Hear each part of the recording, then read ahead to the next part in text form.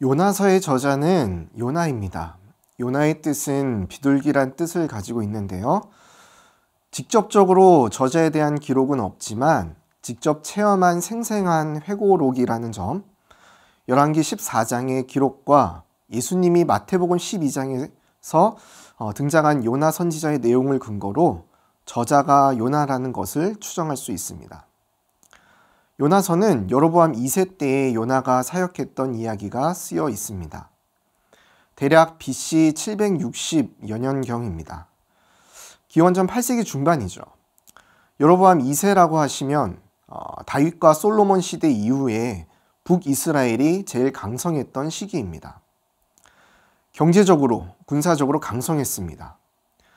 반대로 끊임없이 이스라엘을 괴롭혀 오던 아수르는 이 당시에 국력이 쇠퇴하던 시기입니다.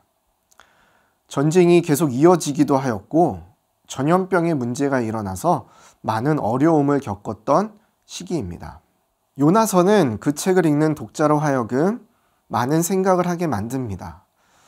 담겨진 내용이 결코 가볍지 않기 때문입니다. 첫째로 요나는 자신의 개인적인 삶으로 하나님이 누구신가를 알리고자 합니다.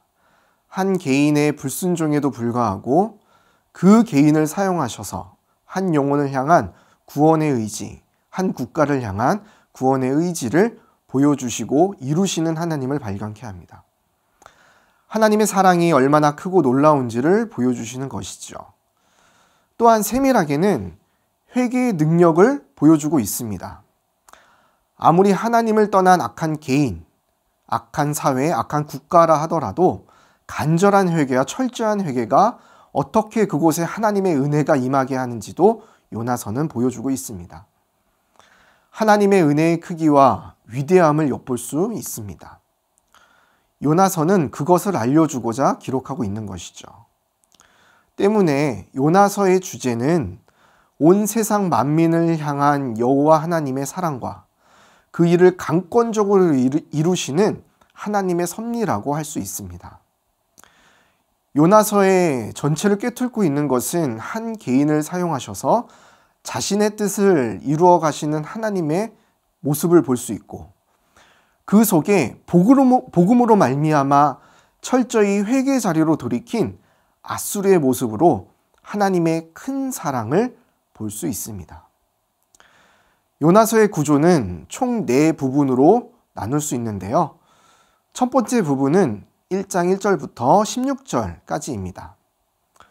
이 부분에서는 불순종하는 요나가 기록되어 있습니다. 니느웨에 가서 심판의 메시지를 전달하라는 하나님의 명령을 거부하고 다시스로 도망가다가 바다에 던져지는 내용입니다. 두 번째 부분은 1장 17절부터 2장 10절까지입니다. 잘 알고 있는 물고기 뱃속에서의 요나 내용입니다. 3일 동안 물고기 뱃속에 있던 요나가 하나님의 은혜로 죽지 않고 살게 되어 하나님께 감사와 서원 기도를 하는 부분입니다. 세 번째 부분은 3장 전체의 내용으로 니느웨의 심판을 선포하는 요나의 모습입니다. 하나님의 명령을 따라 자기가 싫어하는 아수르 수도에 가서 하나님의 심판의 메시지를 전하는 것이죠. 이에 니느웨 성읍들의 사람들은 크게 금식하고 회개하며 하나님 앞에 나아오게 됩니다. 회개로 말미암아 아수르는 잠시 그 심판으로부터 면하게 되었습니다. 네 번째 부분은 불평하는 요나입니다. 본문은 마지막 4장의 내용인데요. 하나님께서 니느웨의 심판이 아닌 구원을 베푸신 것에 대해서 요나가 불평하는 장면입니다. 이 부분이 많은 것을 생각하게 합니다.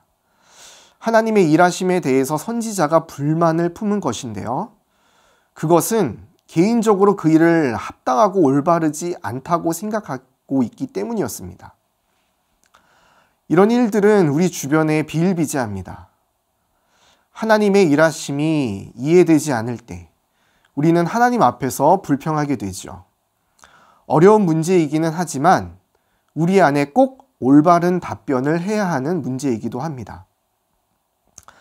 아무쪼록 요나서를 통해서 크신 하나님을 발견하시고 그 하나님께서 베푸시는 사랑을 느끼시는 우리 모두가 되기를 간절히 축원드립니다. 또 한편으로 불순종하는 한 개인을 그리고 그 개인까지 품어주시는 하나님의 사랑, 그럼에도 불구하고의 사랑을 또한 깨닫고 느끼시는 우리 모두가 되기를 간절히 축원드립니다.